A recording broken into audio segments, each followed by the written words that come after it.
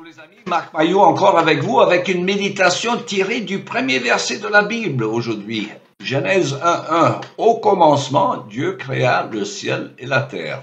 Fin de citation. Vous savez que la théorie évolutionniste ou transformiste de Darwin continue à dominer le monde scientifique en Occident.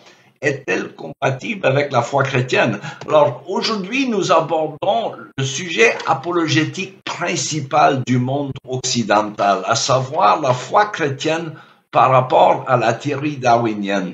Alors l'importance de ce sujet est capitale. Le feu Dr. Kennedy écrivait dans son livre 1982, Pourquoi je crois. Il disait, et je le cite, « Seules deux religions se disputent actuellement les esprits, le cœur et la fidélité de l'homme occidental éclairé. L'avenir sera déterminé par lui. L'une de ces religions est le christianisme et l'autre l'évolution. » Fin de citation.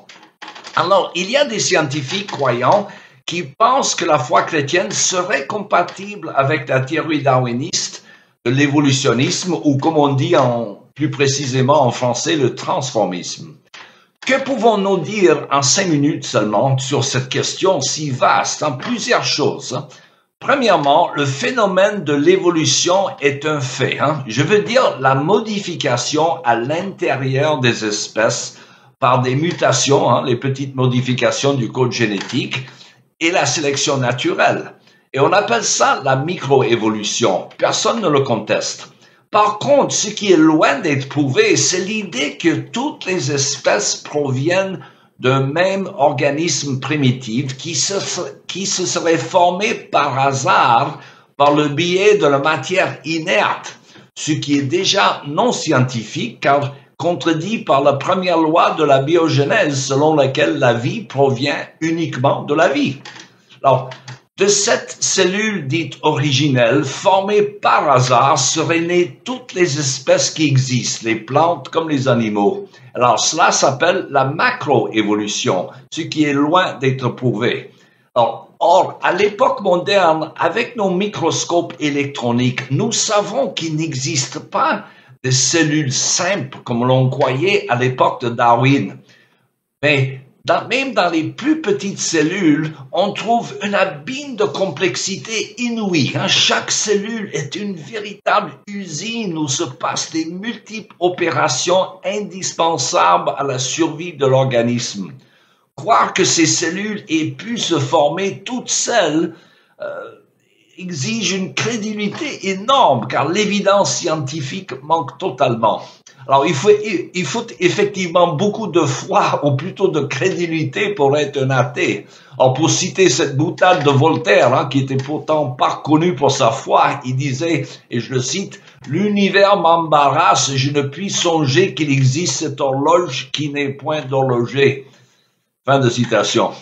Autrement dit, une fois que l'on accepte l'existence d'un créateur de l'univers, il y a toujours le problème de savoir comment on passe de la matière inerte à la vie, avant même de parler de la théorie transformiste. Alors, ce passage de la matière inerte à la vie, Darwin, il n'en parlait même pas dans son célèbre ouvrage sur l'origine des espèces au 19e siècle. Or, il y en a qui voudraient escamoter ce problème de réconcilier la théorie évolutionniste avec la foi en ajoutant Dieu à l'équation, en disant que c'est Dieu qui a fait évoluer les espèces, qu'il aurait créé chaque espèce à partir d'une cellule originelle. Mais on voit difficilement comment réconcilier cette affirmation avec l'affirmation biblique que Dieu a créé chaque chose selon leur espèce, Genèse 1:21. Alors même si le mot hébreu du texte biblique n'a pas la même précision que le terme scientifique actuel.